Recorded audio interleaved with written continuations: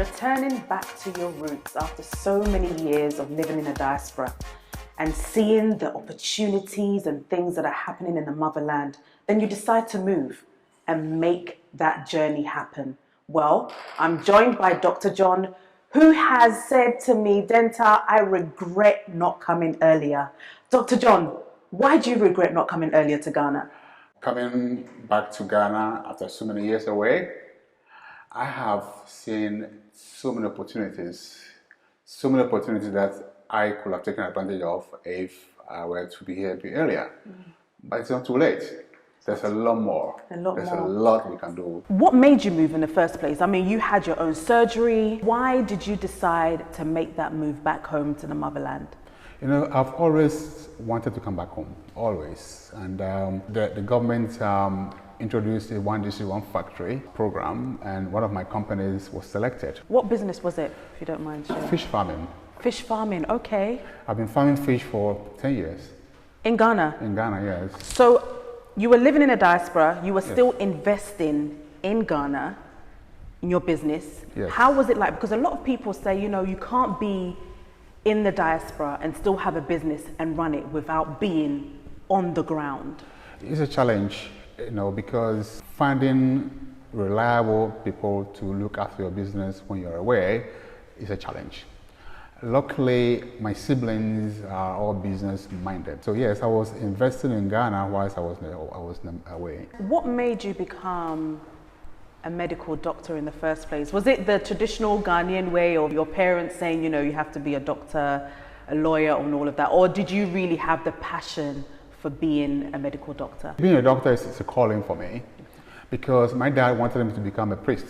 Oh, wow. A Catholic priest. I mean, it just jives with my natural being of loving to care for other people. As a Ghanaian, how was those many years that you spent in the US? How was it life like? America is a land of opportunity. It was a place that I feel was relevant to my challenge and relevant to what I want to be. And then I was able to set up my own business in America. I was able to set up my own medical practice. You decided to move back, and this time to use your medical qualification to set up your mobile doctors. I was coming like almost every month, every 6 weeks I was coming to Ghana, try to explore the field as it were, to see where I would fit in.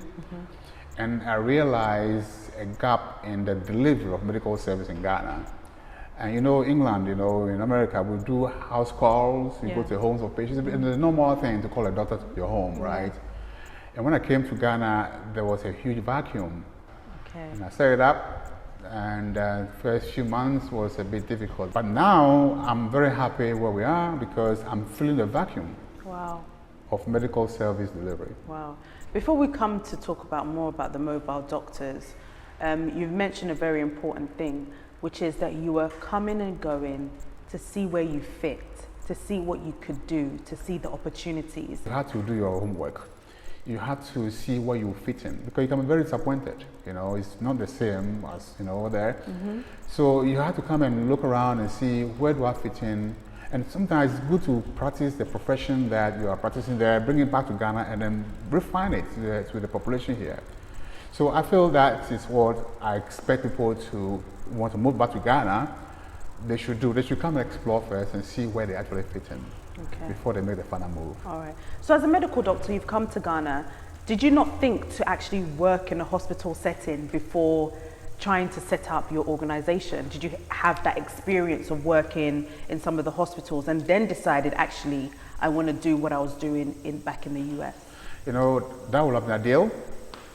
But having experienced hospital admissions, the way doctors talk to you in Ghana here, the culture is messed up because doctors are unapproachable. A physician should be somebody who is a servant to the patient.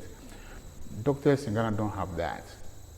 Do you think it's the education system? How would you compare maybe studying medicine in the US to studying medicine here?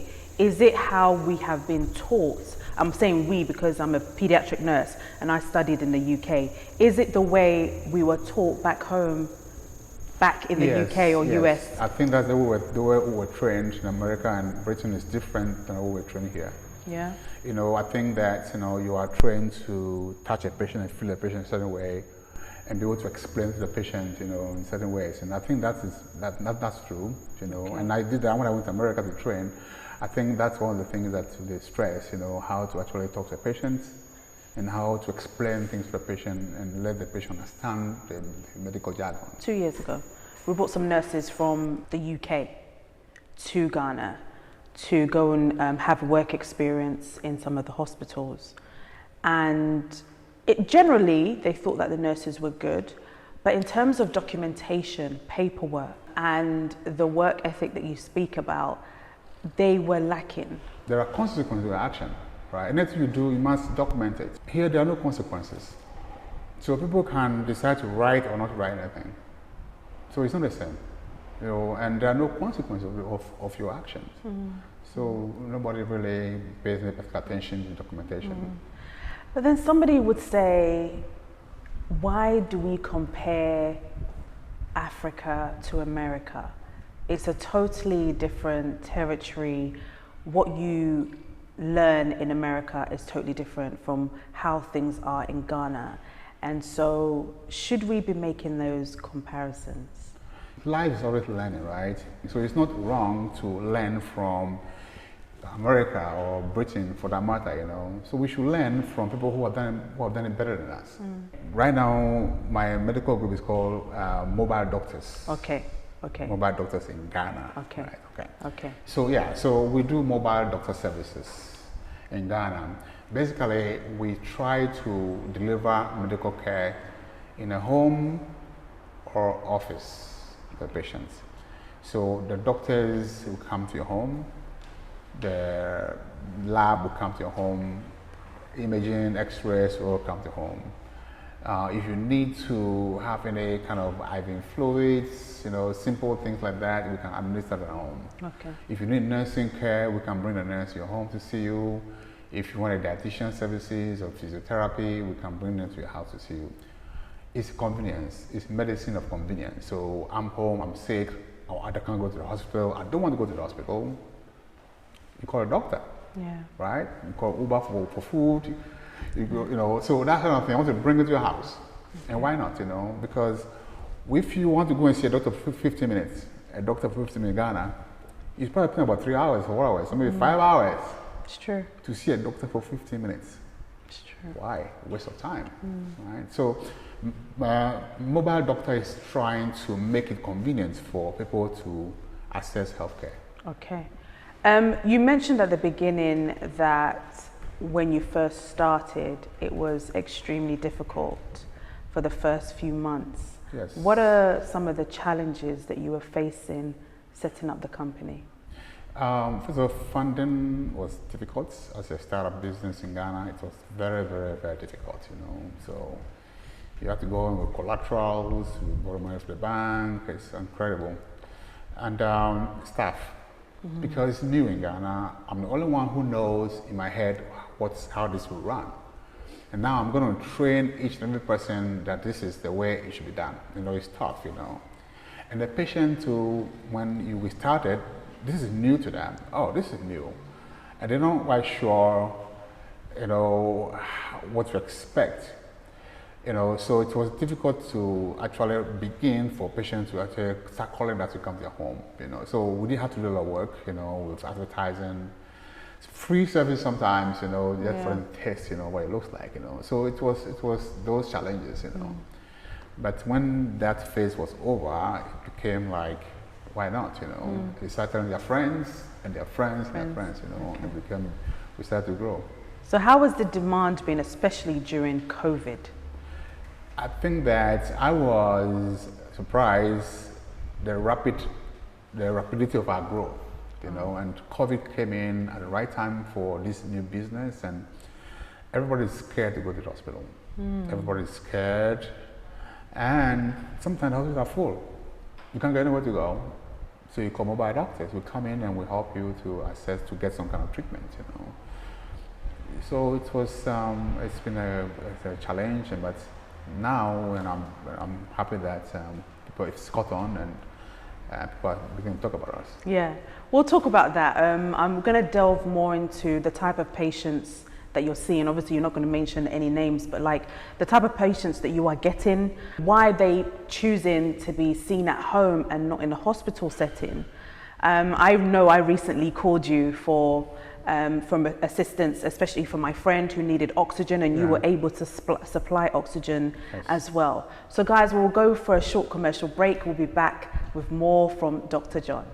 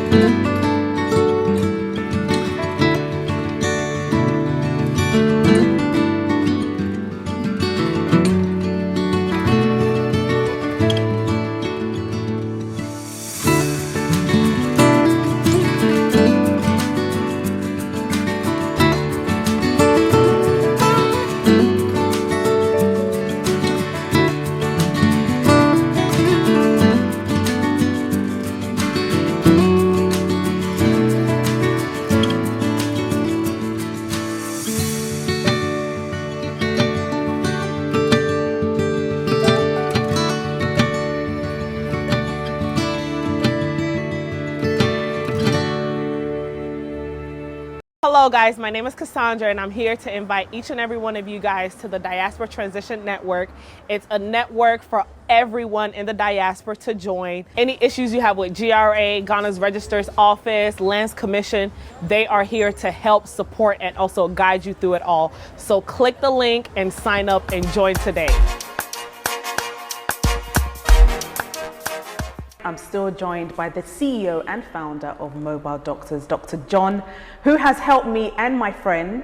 So guys, you know, whenever you need a mobile service that is fast, reliable, make sure that you call Mobile Doctors. Their details are going to be on our pages, so you can call them when you need them. But Doc, what type of patients are you seeing at this current time? It's a coronavirus time now, so most calls that we get are people who are quite sick, you know. Most likely they have coronavirus. Okay. But of course they have other conditions as well that we sort out and treat them accordingly, you know. But those are the cases, mainly malaria, typhoid, corona, pneumonias and things like that, you know. Sometimes hypertension, high blood pressure. And I've seen a few patients who, actually this patient was dead before I saw her. Wow. Yeah, I went there, I was interviewing her, she was gone. She's not moving. Oh my God. She's moving? Moving. Wow. She died, she just died. And see, they don't, because she's been ill for a long time, they couldn't take her to the hospital, right? So they found out about us, they said, oh yeah, mobile doctors. So went there, And then, of course, whenever I see the situation, she's huge, she has got so many problems, she got paralyzed. Oh. You know, there's no way they could have taken her to the hospital. My goodness. You know, and I was trying the history, and then she passed away in front of my eyes. How is Ghanaians and their health? I mean, you're seeing a lot of things. Are we looking after ourselves? Are we doing the right things? What are we supposed to do? Oh my God, we are not. Ghana, we are dying too soon. Okay. You know, go to the cemetery and look at the headstones. You see 20 years old, 40 years old. You will hardly see anybody with 80, 90 years old. Because there's no primary care in Ghana. It doesn't exist. People come to you only when they are sick. There's no preventive care. Okay. So it's non-existent. So our health is poor in Ghana. We're not looking at ourselves. We don't think it's necessary to see a doctor until we get ill. It's bad. So like normal checkups for men, for women, is not non-existent. Wow. Period. Non-existent. It's bad, though. Wow. So what are you doing to educate people yeah. about, you know, primary health care? Prevention is better than cure, right? So what are you doing as mobile doctors as well to promote that? Yeah, so right now, the COVID era, we are busy dealing with emergencies, you know, acute infections. But when that era is finished, we'll be introducing primary prevention for all patients who are on our register. So we send out mass mailing to the patients and tell them, give them schedules of doing certain things to prevent them from getting sick. You know, so we'll be doing that, you know, I mean, mammogram, pap smear, colonoscopy, cholesterol check, who's doing that, blood pressure check. You know, there are many strokes in Ghana. Many strokes. Sudden death, boom. Wow. Well, he was well yesterday. Wow. And today something happened to him. Hypertension for a long, long time. Had a stroke today. He wasn't well. Because you don't know these things. You don't know when you have kidney disease. You don't know. You don't know if you have hypertension. You don't know. Diabetes, sometimes you may know. And those things will lead to sudden death. And you die prematurely. So that's why, you know, you hear a lot of the times, oh, we don't know why he died. He just died. You know, he was okay 2 nights ago and he just died. So those are the things that are affecting our community. Is that we are not. Yeah. You know, I always say that I practiced medicine in America and Britain for about 30 years. And I feel dying is difficult. In the States, in Britain, dying is very difficult. It's difficult to die. Because we can do so many things to save a life. So many things. Here, cheap. Wow. Life is cheap. And you know what happens when you die? Give it to God. Nobody follows up. Give an example. This pharmacist, the mother died at the age of 45, right? I said, what did she die of? Breast cancer. Oh, and she's like 30 years old. Wow. And I said to her, what did they tell you? Oh, nothing. Do you know that she had premature breast cancer and she probably passing it on to you, the daughter? Has somebody told you to have mammogram now? Wow. Because in 15 years' time, you'll be dead too. Wow. That's primary care, right? Yeah. You need a doctor to educate this pharmacist, you know, that you've got a disease in your family that is being passed on from generation to generation, you know. If you don't do something right now, you will not live after 50 years. It doesn't exist in Ghana. It's true.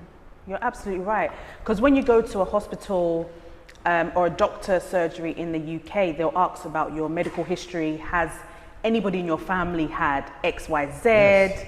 And then that's where they say, well, if your parents have had this, you need to make sure that we do this and it's done. So I guess this is the type of system that you're going to be putting in place for the list of people that you have accumulated that have come into your care. Yeah. In terms of the people that you have recruited that are working for you, how many people do you work with? Right now we have a staff about almost 20. Wow. We have the drivers, we have nursing staff, and then the supporting staff. About 20, we have physicians, physician assistants. So we're growing gradually, you know, and we are pleased with the progress. You know? Yeah. And how is it managing 20 people as compared to managing them? You know, I've done this over a year, so for me, it's not a big deal, you know. But to train them to think the way I think is a challenge, you know. So it's a bit of a challenge, you know, to manage. They become in the field. I'm seeing patients, you know. I come here, they're sitting down doing nothing. Wow. So we train them. We train them gradually, yeah. And gradually it's getting better? It's getting better, yeah. Yeah. You know, I fire very easily. Oh, really? Oh, yeah. You don't take nonsense? No, you can't make a second mistake. One mistake, you're out. Wow. Yeah, I don't know. I say you are here, you're not working for money, you're working because you love to work. Wow. Right? It's not for money. If you work, money will follow. Right? So love to work here first. You agree, boom. Right? If you don't, out. out. So, and have you seen that? Have you seen that people are coming in for the money rather than the passion for the work? So far the staff I have, there's only one guy I kick out, but at the interview stage, you know, I don't take references. You know, 1 week I know where you are, you know. Yeah. So why don't you take references? Because why not? I've never taken references in my business because people write so many things, right? Oh, he's the best person. No, I don't take references. References, you working for me today. Wow. Yes. So, you know, so far my staff right now are good. Okay. I can rely on them. Yeah. You know, they're good. No. Oh, wow. That's so. What is your philosophy? What are you using? What's your philosophy? Because I love my work. I love what I do. I love my staff, right? You gotta love them. They're working for you. They are the most important part of the work. Yeah. So I'm not the big boss trying to look down on anybody. No, the driver, I take lunch with him, Kenke with him together, right? So we work together as a team. Wow. You know, so we're there with our friends, we chat, you know, go and buy Kenke, we go and buy this food together, you know. Yeah. That's the way. So if I ask you to do something, you shall say, "I'm do it," right? So it's just like that, you know. Yeah. And do you think that is some of the issues that people in the diaspora have? Is that they come in and they feel like they've got the knowledge, they know everything, and so they're the big boss, and you know you're down there. They're not willing to work together. Yeah, if you do that, you fail in Ghana. You know, if you do that, you fail, because you don't want the patient to feel the worker to feel very intimidated. You want them to feel part of the business. You know. Yeah, so don't come and be the big boss, you know, the big chief, the guy. You know, hey, you are doing this, you do that. You know. But sometimes, once you open up too much, they start taking advantage of you and start, you know, doing things that they're not supposed to. One strike, you're out. One strike, you're out. Yes, I've been nice to you, right? Make me stay out. There's no begging, there's nothing like no, out. Even if they send you a nice WhatsApp message saying, "Doc, you know, you're out. I was having family issues because of." I tell look, this is work. You know, in Britain, it can snow heavily. You'll still go to work. You should go to work at 7 o'clock. Yeah. Whatever you do in the house, whether the transportation didn't work, the fire alarm didn't work, whether you're in an accident, I want you here at 7 o'clock. I don't want to hear about all that. It's irrelevant. You know, someone say, well, you know, when it rains, the gutters are flooding, you know, you can't get out. Look here, I don't want to hear all that. I don't want to hear all those excuses. Man, they're excuses. Wow. Yeah, they're excuses, you know. No, I don't want to hear all that.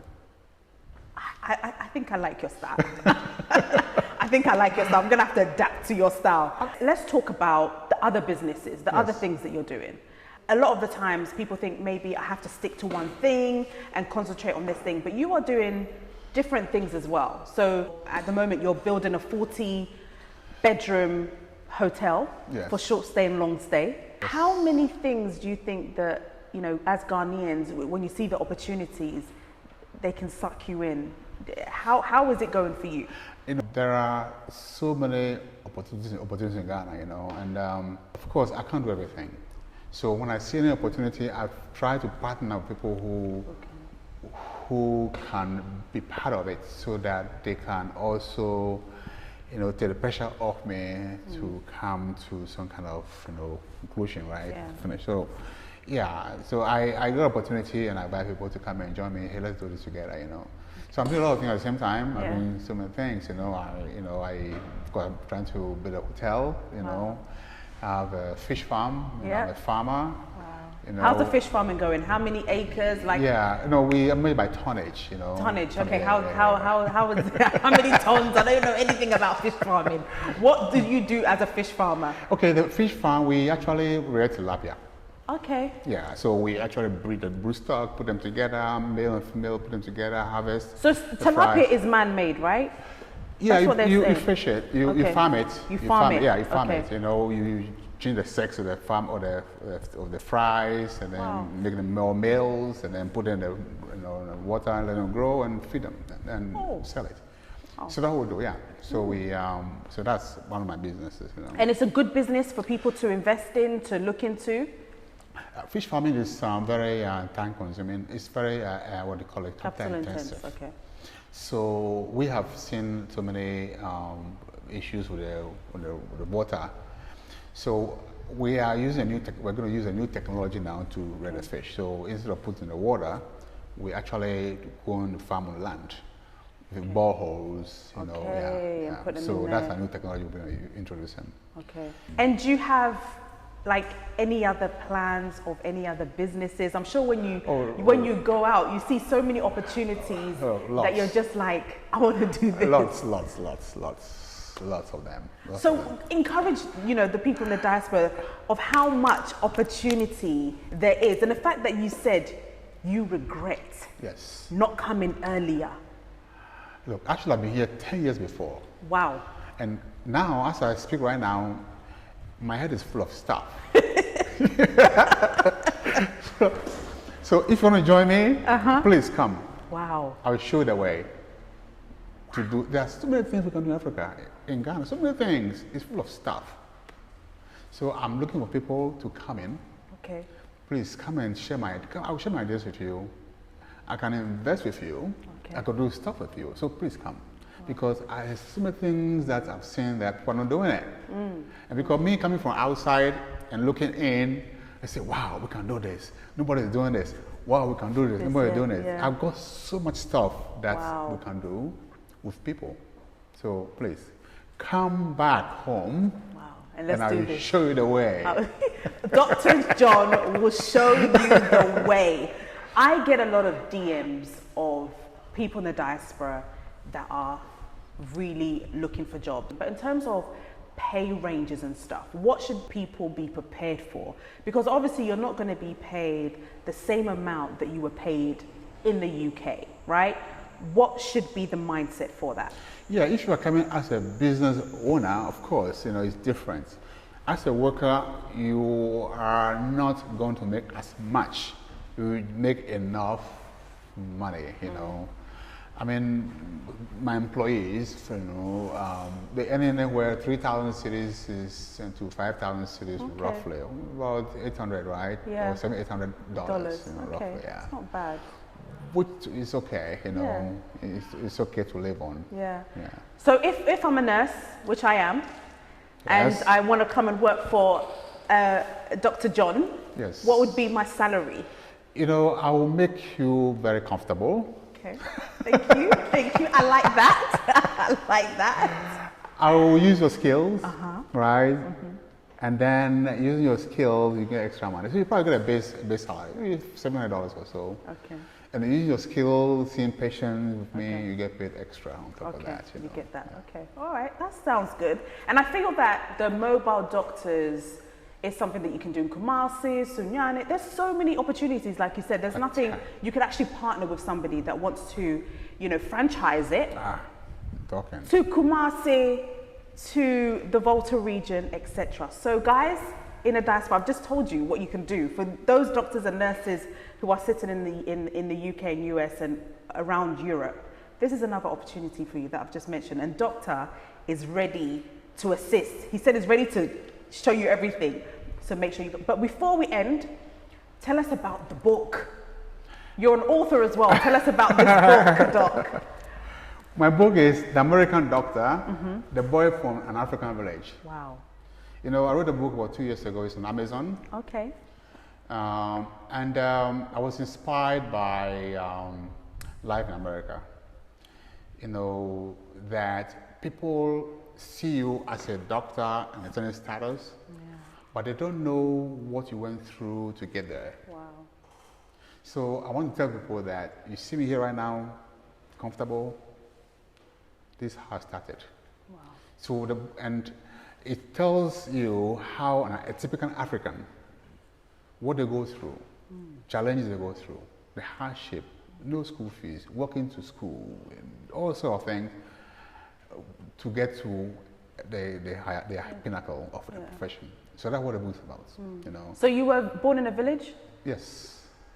I was born in a village called Otepolu. And there's, Otepolu. Where's that? Otepolu it's a tiny village of 600 people. 600 people. In which part of Eastern region. Eastern region. Yes, Eastern region. And life was tough as a child? There was no electricity, there is no running water, there's only a river. So you wake up early morning to go and fetch water from the river. Wow. You go to farm before you go to school. Before you go to school. You were barefooted to school. Wow. I see this picture, I said, man, what's that mean? You know, we're walking barefooted. Wow. Yeah. But So what, you know, as a child living in the village, not having any inspiration really, because all you see is that's your norm, yes, that's nice. right? So how did you break that barrier to become who you are today? Actually, it's well laid in the book. Okay. You know, the American doctor, exactly. Because you are born in this bubble, right? And you see nothing else. There's no television. There's radio, if you're lucky, right? You know, you see around you is people like yourself.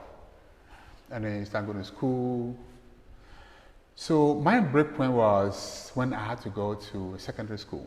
Okay. That was a break point. So then you left the village to a city to go to secondary school. And they say, hey man, people do. Then you start seeing other people. Okay. You start seeing people. And then because of your academic performance as well, it helps a lot. So that was like, nobody can stop me. Right? You were smart. Yeah. Well, I was smart, yeah, I want to say.